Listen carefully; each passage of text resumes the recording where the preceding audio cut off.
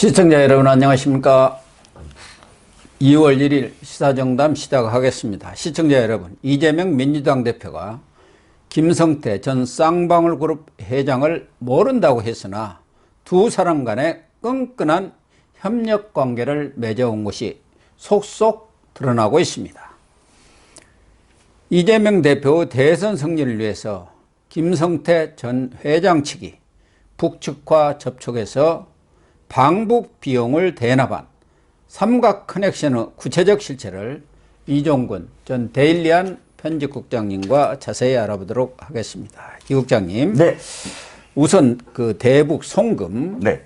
김성태 전 쌍방울그룹 회장이 과거에는 640만 불 송금했다고 했는데 이번에 이제 800만 불이 송금된 걸로, 그러면은 우리나라 돈으로 한 100억 원, 100억 원 정도를, 그 내용을 보면은 결국은 이재명 대표를 위해서 송금을 한 것으로 이렇게 밝혀지고 있는데, 네네. 그 송금의 구체적인 시기라든가 방법까지도 지금 다 나오고 있는 거죠. 네, 그렇습니다. 지금까지 200만 달러였다가 640만 달러 또 늘었다가 해서 그 송금액이 뭐 왔다 갔다 했죠. 그렇죠. 그리고 그 당시까지만 하더라도 무엇 때문에 보냈다라는 건 구체적으로 나오지 않았어요. 그렇습니다. 그러니까 왜 대북 그 광물 사업권 때문에 돈을 그렇게 송금을 했겠다라고만 추측이 됐었는데, 이번에 검찰이 아주 확실하게 그 몇 월 달에 얼마를 보내고 무엇 때문에 보내고 어떤 방법을 보냈다라는 증거를 다 확보를 하고 증언을 확보를 하고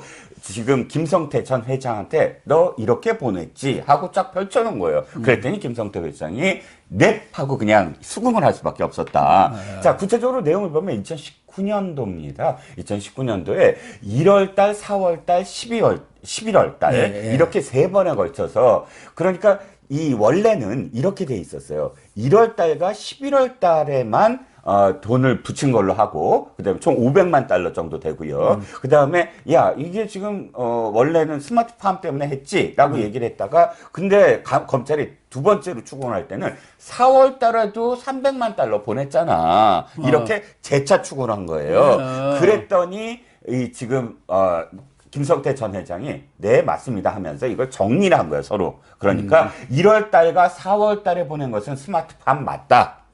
500만 달러다. 그렇게 해서 1월 달에 200만 달러 보냈으니까. 그 다음에 11월 달에 보낸 게 스마트팜이 아니라 다른 용도였다. 다른 것이다. 다른 것이다. 이렇게 표현했습니다. 그게 뭐냐? 하지만 다른 것이다 라고 이렇게 빠져나가고 싶었으나, 이미 당신이 지금 11월 달에 마카오로 환치기를 했지. 네. 그 당시에 부회장 계좌에 보냈지. 그리고 부회장한테 이미 다 구속돼 있는 부회장이 이미 증언이 다 확보가 돼 있어 라고 재차 추궁을 합니다. 그러자 완전히 마지노선이 무너졌죠. 김성태 전 회장 무너졌습니다. 맞습니다. 그것은 지금 검찰이 이야기한 대로 이재명 대표를 위해서 보낸 것입니다 하고 다시 구체적으로 그 상황을 증언을 한 것입니다. 그러니까 이재명 대표 방북 비용으로 이제 300만 불을 보낸 거 아닙니까? 그 전에 500만 불은 그것도 이재명을 위해서 한 거죠. 이재명이 그렇죠. 그 해주행과 스마트팜 농장을 만들어주겠다. 그렇죠. 그게 이제 500만 불, 원래는 50억인데 500만 불이 됐어요. 네네. 그래갖고 그걸로 보낸 거고, 그건 네네. 스마트팜 비용이고, 네네. 그게 원래 경기도에서 그걸 줘야 하는데 의회가, 경기도 의회가 왜 그 돈 주냐 하니까 할 수 없이. 그렇죠.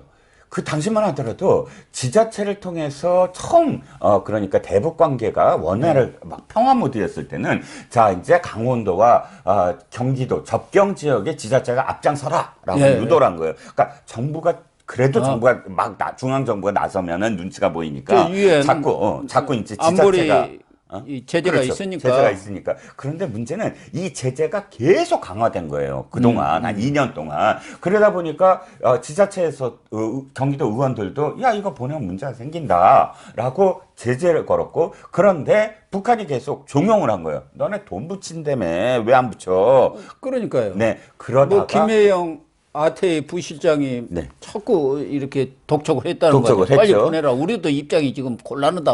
그렇죠. 다 된다고 가져온다고 했는데 위에서 쪼온다. 뭐 그 얘기 아닙니까? 그렇습니다. 그러자 김성태가 대납을 했다는 것인데 첫 번째 김성태가 괜히 자기가 알아서 대납을 했을까요?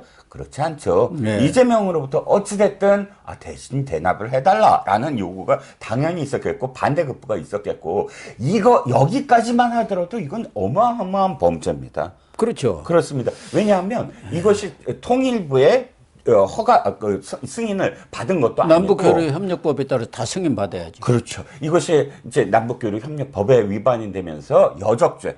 저걸 이렇게 왜냐면 이건 뭐 정부에서 전혀 승인이 아니 되었던 상황 속에서 불법적으로 송금한 것이기 때문에 크게는 여적죄까지도 바라볼 수 있다라는 것인데 그 다음이 더 기가 막히긴 합니다. 300만 달러를 이재명 당대표의 방북 자금 그것도 리호남이라고 왜 영화 아시죠? 영화 공작이라는 영화에서 이성민 배우가 열연한 실존 인물 리호남이라는 대남 공작의 귀재라는 그 사람이 바로 지금 김성태 전 회장을 만나서 아유 방북을 하면 우리가 헬리콥터도 띄워야지요. 그 다음에 카퍼레이드도 하셔야지요. 이러려면 다 돈이 들어갑니다. 500만 달러 내놓으세요. 그게 이제 얘기를 한 거예요. 2019년 7월 마닐라. 그렇죠. 그 아태 무슨 아태 대회. 필리핀에서 아태 협 대회를 엽니다. 우리나라에서도 열고 평화 번영을 위한 국제대회라고 해가지고 그렇죠. 그 전에 2018년에는 저 고향에서 열었지 않습니까? 킨텍스에서 열고 그다음에 이제 필리핀에서 이게 국제적인 대회다라고 얘기를 하려고 그 북한 부르고 필리핀 부르고 우리가 간 게 무슨 국제 대회입니까? 근데 어쨌든 그렇게 해서 국제 대회인 양 이 흉내를 냈습니다. 그 당시에 아마 김성태 전 회장도 이게 저기잖아요. 그 조폭 출신이잖아요. 그러니까 300만 달러 그것도 깎아요. 깎아냅니다. 그리고 참 자랑했을 거예요. 300만 달러로 깎았습니다. 지사님 하고 이렇게 전화를 했을 텐데 아무튼 그렇게 해서 300만 달러는 이재명의 대선을 위한 그러니까 이재명은 완전 자기의 브랜드 그런 성남시에서는 대장동이 자기 브랜드잖아요. 네. 단군일의 최대 지적이다. 경기도에서 뭔가 없을까 고민을 하다가 야 내가 직접 방북을 하면 지자체 자금으로서는 처음이고 그리고 사실 저 판문점 넘어가려고 했거든요. 바로 문재인처럼.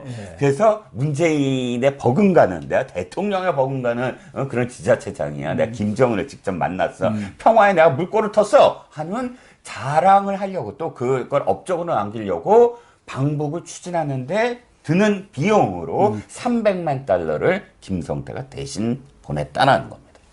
근데 이재명은 왜 그렇게 방북에 집착을 했을까요? 그러니까 그 전에 문재인 전 대통령이 남북 정상회담 때 박원순하고 최문순만 데리고 가는 것에 자극을 받았나요? 그래가지고 이 500만 달러 스마트팜 비용 준 뒤로 5월에 5월부터 북한에 가기 위해서 그 북한 아태이 김영철 위원장 있잖아요. 조선 아태위 위원장. 정찰총국장하고 천안함 사건, 폭침 사건 일으킨 사람 아닙니까? 그 사람한테 뒷돈도 7만 불 주고 뭐 송명철이한테 43만 불 또 주고 이렇게 주고요. 하면서 우리 좀 초청해달라 막 그런 거 아니에요? 공문서가 나왔습니다. 초안과 그다음에 실제로 보낸 공문이 지금 나와 있는데 초안은 아마 경기도 압수수색을 해서 확보를 한 것 같습니다. 중앙일보가 어디서 또 구해갖고 특종을 했대요. 7번 항목 마지막 항목의 구절이 이렇게 했습니다. 저는 경기도 지사죠. 자기 공문이니까요. 저를 포함한 경제 고찰단을 초청해 주십시오. 고찰단이 우리나라의 시찰이라는 말에 북한 말이더라고요. 고찰한다. 우리는 시찰한다 그러는데 북한 말은 고찰한다고 하더라고요. 그래서 아예 용어도 맞춤형. 북한 맞춤형으로 아예 바꿔버렸어요. 우리 쪽 용어가 아니고 그래서 경제 고찰단을 파견하오니 우리를 초청해 주세요 하고 정중하고 간절하게 이렇게 공문을 보냅니다. 아까 말씀하셨던 그럼 왜 이렇게 사실 매달렸을까? 아까 첫 번째는 어쨌든 자기 대장동, 성남시의 대장동에 버금가는 업적을 쌓으려고 했던 것이지만, 속내를 보면 이 사람의 사실 성정과 관련이 있어요. 아, 그래요? 성정. 성정이 어떤 거죠? 지구는 못 살고. 왜냐면, 날 이렇게 취급해? 그러니까 왜 마이너리티 감성 있잖아요. 네. 나를 이렇게 취급한 건 내가 못 참어. 왜 파락파락한 게 성남시장 시절에도 트위터, 맨날 트위터 했잖아요. 하루 종일 트위터 했습니다. 근데 이 트위터에 한 시민이 아주 정중하게 이렇게 귀절을 해요. 아니, 그런데 시장님, 여기에 이렇게 열중하시면, 글쎄, 시 업무는 어떻게 하세요? 정중해요, 참. 그런데 거기다 화를 버럭 내고, 성남시가 말이야, 1등이야. 1등 경제평가 뭐 성무평가 내가 다 지금 잘하고 있는데 무슨 소리야 하고 팍 하고 화를 내거든요. 자, 이번에 성정 버럭 성질이 있구만. 그럼요. 버럭버럭하죠. 이번에 어떤 일이 있었느냐. 자, 지금 그때 평화 무드잖아요. 예. 4월 달부터 아주 평화 무드가 일어납니다. 문재인 2018년도에. 그래서 이 사절단, 방북단을 모집을 해요. 막 뭐 경제인을 어떻게 하고 하는데 이제 9월 달에 평양 가지요. 예, 가죠. 그 전에 약간의 언질이 있었어요. 당시 기사를 보면 지자체장을 거의 다 대동하는 것처럼 표현을 해요. 그러니까 꿈에 부풀렀어요. 이 이재명이. 그게 꿈에 부풀은 게 어디에 나오냐면 사절단 발표 10일 전쯤에 이화영 평화부지사가 기자 간담회를 엽니다. 여기서 기자들한테 백그라운드 브리핑을 하는데 이런 얘기를 해요. 아니, 그러니까 기자들이 경기도 지사님 당연히 가시겠죠? 그랬더니 이화영이 어떻게 얘기하냐면 당연하죠. 아니, 지자체장들 중에 평화부지사 만든 지자체가 있습니까? 자기네만 만들었어요. 그리고요, 300억을 지금 예산을 대북 관련, 경제협력 기금을 300억 원을 마련한 그런 지자체 있습니다. 아브라 그래요. 뭐, 당연히 갈 거라고, 막, 호언장담을 합니다. 그런데 당일날 발표가 어떻게 나냐면, 최문순 강원도지사 접경 지역에 경쟁을 하고 있잖아요. 최문순 지사하고 경기도 지사하고. 근데 최문순 지사하고 사실 박원순 시장만 데리고 가요. 그러니까 완전히 정말 화가 났을 겁니다. 그 화가 난 게 어떻게 표현이 되냐면 당일날 SNS에 저는 가고 싶어도 못 갑니다. 다보스 포럼에 참석해야 하거든요. 두 분 잘 다녀오세요. 이렇게 씁니다. 아니, 다보스 포럼에 참석하려면 처음부터 그렇게 김치국을 마시지 말든가. 이화영을 통해서 김치국 다 마신 거 다 밝혀놓고서는 다보스 포럼 간다고 하는 건 왜 여우와 신포도 있죠. 네. 여우가 포도를 먹으려고 그렇게 노력했다가 안 되니까 침을 뱉으면서 포도한테 뭐라고 그러냐면 저건 신포도야, 먹어도 맛이 없어 라고 얘기하잖아요. 딱 그 심리. 그러네요. SNS에 올린 게 딱 그 심리예요. 그 다음부터 10월 달부터 엄청나게 드라이브를 겁니다. 방북하기 위해서. 그러니까 지금 2019년에 이런 일들이 벌어지는 거고. 그럼요. 특히 아까 이야기한 2019년 7월 마닐라에서 여기에 이제 리오남이 등장하지 않습니까? 네, 다시 등장을 하죠. 간첩질을 하도 잘해갖고 영웅 칭호를 받았다는 거 아닙니까? 그렇죠. 공작원 아주 대남 공작계 귀재. 또 최근에 뭐 충북 동지에다 또 민노총이다 거기 리광진이가 등장하는데 그 사람도 영웅 칭호를 받았다는 그렇죠. 거예요. 공작원. 네네. 예. 거기에서 이제 김성태도 거기 국제대회라고 하는데 말만 국제대회지 무슨 국제대회입니까? 이제 모양새를 갖추기 위해서 마닐라에서 한 거죠. 그 전에는 고향에서 했으니까. 배구대회도 열어요 또. 그러니까 김성태가 리온함한테 그 돈 깎으면서 이재명 지사님의 대선 승리를 위해서 북한 측에서 좀 협조를 해 주셔야겠습니다. 그렇게 얘기했다는 거예요. 그리고 또 김성태가 이렇게 얘기합니다. 이재명 지사가 이번에 대통령 됩니다. 이화영 부지사가 얘기를 했죠. 이화영 부지사가 얘기를 했고요. 거기에 또 이호남이 장구를 쳐줘요. 또 제임스를 쳐줘요. 왜? 300만 달러 얻어내기 위해서. 그렇죠. 리오남이야 립 서비스 해주면 되는 거 아니에요. 그럼요. 이재명 지사가 대통령 되실 겁니다. 라고 얘기를 합니다.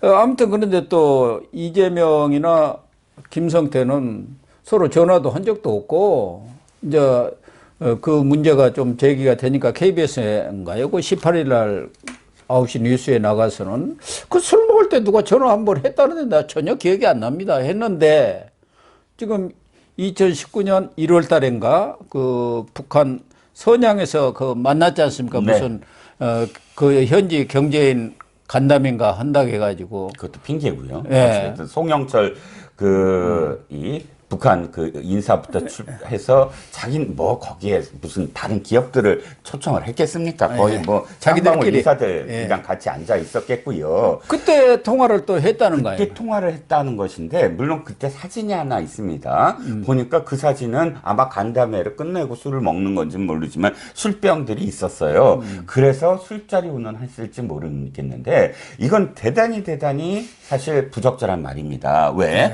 자, 지금 여기 그게 사적인 어떤 모임입니까? 네. 아니에요. 이화영은 그때 내가 어떠한 목적으로 선양에 갑니다라고 저 서류를 올렸고 그것을 이재명이 사인을 합니다. 갔다 오라고. 도지사가 출장하는데 그 출장 보고서도 내고 또 결재를 요청할 거 아닙니까? 그리고 지사한테. 지사가 직접 사인을 합니다. 예. 이건 무슨 뜻이죠? 공무예요. 경기도의 공무입니다. 그러면 간담회는 사적인 자리인가요? 아닙니다. 지사의 사인까지 받아서 가서 이러이러한 일정을 하겠습니다 하고 공식적으로 보고를 한 그 일정이에요. 그러면 이화영 부지사가 지사의 영을 받아서 갖고 있는 그런 그 모임을 아이고 술자리에서 지인이 전화를 해서 바꿔줍니다라고 표현하는 게 맞느냐는 거예요. 아니죠. 술자리에서 지인이라고 한다면 사석에서 어쨌든 어디선가 술을 먹는 내가 아는 사람이 전화를 했다 이 뜻인데 이화영 부지사는 내가 아는 지인이 아니에요. 자기가 공무로 보낸 자리였고 공무를 지금 하고 있는 공무원이에요. 근데 그 술자리는 또 한 번 네. 2019년 12월에 비비안을 인수를 했지 않습니까? 네. 쌍방울이.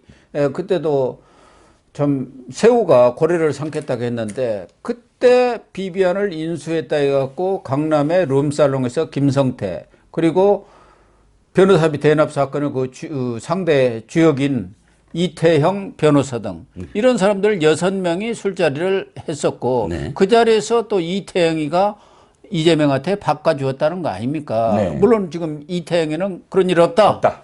이렇게 부인을 하고 있는데 거기 술자리는 맞지요. 그건 술자리 맞습니다. 유흥주점이라고 하니까. 그러니까요. 뭐 그건 그 자리를 얘기했다 그러면 제가 사실 인정. 그러면 그건 술자리 맞아. 하지만 이것도 상당히 의혹을 지금 여러 가지 의혹을 지금 인정하는 어떤 셈이 됐는데 자, 그 이태영이가 당시에 비비안 인수에 결정적인 역할을 합니다. 바로 그때 전환사채 있지 않습니까? 그러니까 CB와 관련돼서 비비안의 그 전환사채를 갚아주는 걸로 하면서 비비안을 인수하는 과정에서 이 CB가 동원이 되거든요. 당시에 이 CB와 관련돼서 사실 이태영이 당시 너 공헌을 했어 하고 지금 술자리에 함께 갖는 거예요. 그리고 사회이사가 안 됩니까? 네. 네, 사회이사. 아까 1월 달에 김성태하고 중국에서 통화할 때도 이재명 당시 지사가 아이고 회장님 고맙습니다. 그랬다는 거 아닙니까? 고맙죠. 대단히 고맙죠. 그 전화를 안 할 수가 없었을 거예요. 안 바꿔줄 수가. 왜냐하면 돈을 대납해 그렇죠. 줬는데. 김성태는 지금 내가 이렇게 돈도 대납하고 또 아태협에도 내가 사무실 빌려주고 내가 공짜로 빌려주고 아태협 돈 내가 다 냈고 킨텍스에서 한 행사 거기 그 돈 내가 다 냈고 그런데 나한테 고맙다는 얘기 하나 안 해? 이런 상황이었거든요. 그러니까 그 자리에 참석했던 그 방영철 부회장 있지 않습니까? 대북사업 총괄한 사람이. 네, 아까 마카오 그러니까 전화를 그렇게 고맙다고 하니까 김성태가 다 나라를 위한 일이지요. 네. 이렇게 답변했다고 검찰에서 지금 방영철이는 구속돼 있잖아요. 그렇죠. 그렇게 진술했다는 거 아닙니까? 그렇죠. 그러니까 김성태가 그런 진술 내용들 다 들이대니까 꼼짝을 못 한 거죠. 다 그렇죠. 털어놓을 수밖에 없죠. 그렇습니다.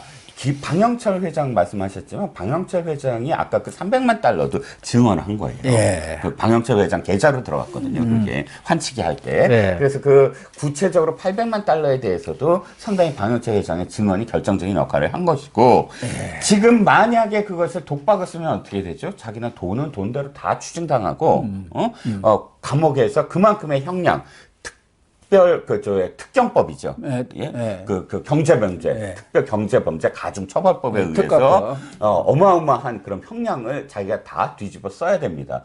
그러니까 이 사람은 정치적으로 사실 이재명과 얽힌 사람이 아니거든요. 그렇죠. 돈과 이권을 얽힌 조폭에 불과합니다. 이자가 의리를 뭐 지금 생각을 하면서 독박을 쓸 수 있을까요? 그러니까 다 얘기를 한 거죠. 네. 방영철의 입장에서. 그렇습니다. 또 하나 이재명과 김성태의 끈끈한 관계. 그 상호 모친 상태 이렇게 문상을 했더라고요. 본인이 안 가지만 아주 핵심 측근 두 사람을 보내가지고 각자. 그렇죠. 2019년 5월 달 지금 김성태 회장이 모친상을 당합니다. 그러자 경기도 비서실장의 조문이 직접 조문을 왔고요. 네. 그 당시 이제 그 참석했던 사람들이 비서실장을 확실하게 인지를 했고, 그 다음에 비서실장이 지사님이 보내서 왔다라는 말까지 지금 그 참석자들의 어떤 증언이 있었던 것 같고요. 여기에 대한 어떤 답내라고 할 수가 있나요? 조문도 어찌됐든, 이재명, 모친상, 이재명 당대표의 모친상이 일어나자. 2020년 3월이죠. 2020년 3월. 측근을 보내서 방영철 부회장 아주 측근 아닙니까? 예, 측근을 보내서 조문을 하게 합니다.